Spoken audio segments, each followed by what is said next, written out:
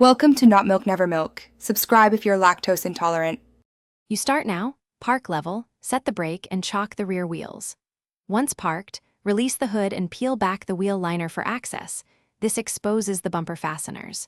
Use a plastic trim tool to avoid paint damage while popping clips. Remove visible screws with a 10 mm or 12 mm socket and keep parts organized in a tray so you don't lose small bolts. Make sure to note which fastener goes where for faster reassembly. Once removed, lay the bumper face down on a soft surface to inspect mounting tabs and brackets. You need to check every attachment point for cracks or bent metal because secure mounts absorb impact. Replace anything visibly compromised.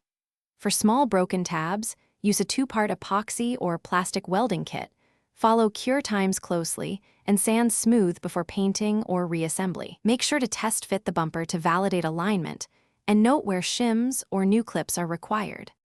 Place the bumper on the car and start bolts by hand to ensure threads engage. Once started, snug fasteners in sequence so the fit is even. Align panel gaps visually and close the hood to check hood-to-bumper clearance.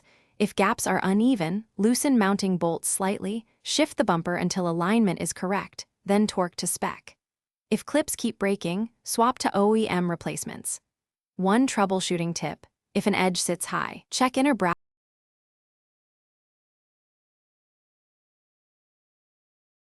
Thanks for watching. If this was helpful, leave a like and consider subscribing. See you next time.